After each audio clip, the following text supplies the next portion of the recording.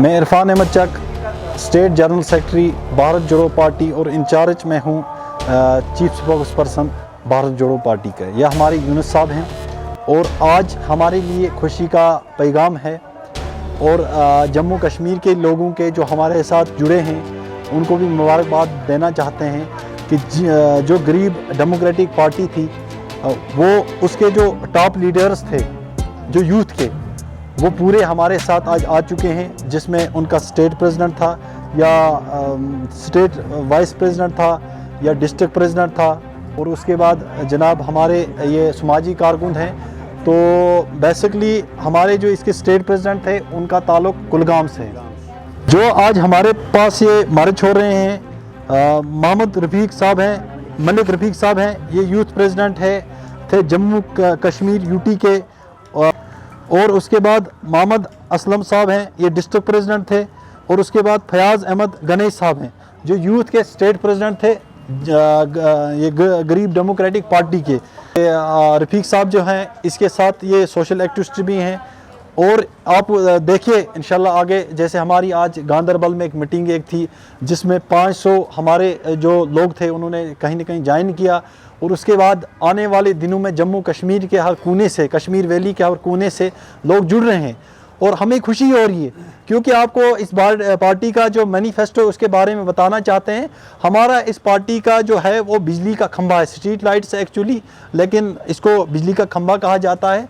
और बेसिकली जो जम्मू कश्मीर की जो सबसे बड़ी प्रॉब्लम है, हमारी बहनें सड़क पे हैं पावर को लेकर, क्योंकि यहाँ पे सबसे बड़ी बात जो है हमारी जो साबका हुकूमतों ने हमारे पावर प्रोजेक्ट को बेचा है।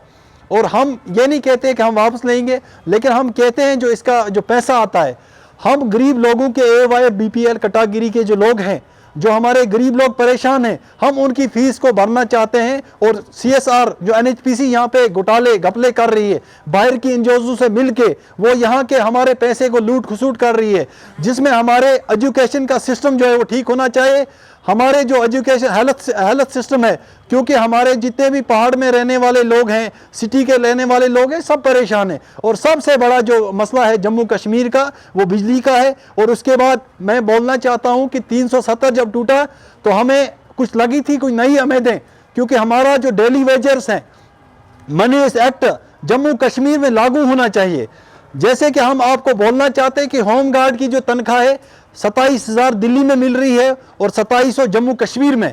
तो उसके बाद हमारे PHE के जो एम्प्लॉयज़ हैं उनको जनाब 18,000 जो दिल्ली में मिल रहा है और जम्मू कश्मीर में 9,000 क्यों।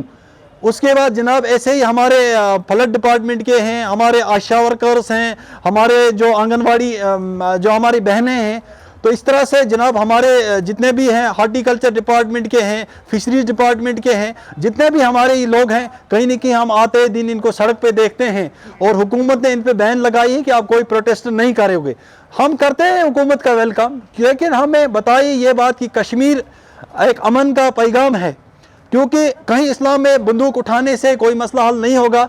हम तमाम भाइयों को कहते हैं कि बंदूक को तर्क कीजिए और हम उनको जो पत्थर है उसके बदले हम लैपटॉप उनको देना चाहते हैं। और यहाँ के जितने भी लोग परेशान हैं, क्योंकि बांडीपोरा से हमें असलम साहब या रफ़ीक साहब ये इलाकों में जाते हैं, हमारे कुलगाम से फयाज साहब हैं।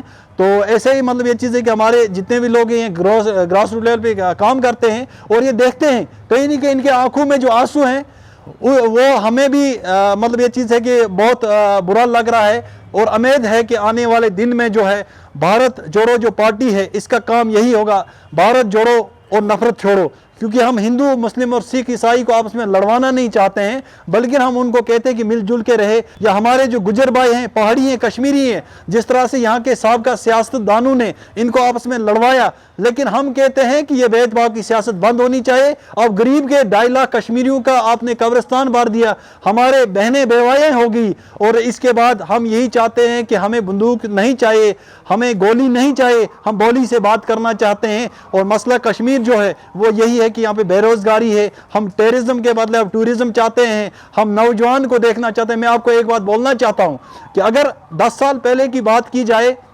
यहाँ पे फारूक साहब जो है वो कश्मीर में इस वक्त बड़े बड़े दावे दे रहे हैं, उसको मैं पीछे जो हिस्ट्री है सोपोर की याद दिलवाना चाहता हूं। 1987 के इलेक्शन की दानियां जो सैयद सलाहुद्दीन पाकिस्तान में है, वो यहाँ का एक रुकन जीता हुआ था और उसने फारूक अब्दुल्ला ने यहाँ पे फेक इलेक्शन करवाए और इस वक्त उनको बारामूला से ज़मीन खिसकती हुई देखने को मिल रही है और वो इस वक्त अपने बेटे को यहाँ से बारामूला के लिए भेज रहा है। शर्म की बात है नेशनल कॉन्फ्रेंस के लिए, क्योंकि वहाँ पे आप नारद में एक लीडर को पैदा नहीं कर सके। और उसके बाद हमें तो खुशी है क्योंकि मैं नारद से कैंडिडेट हूँ और यूनुस साहब जो है ये हमारे स्टेट प्रेसिडेंट भी है और ये सेंटर श्रीनगर से हैं और आगे वाले दिनों में हमारे साथ गरीब लोग जुड़ रहे हैं और जो बदलाव है वो देखने को मिलेगा आपको। शुक्रिया।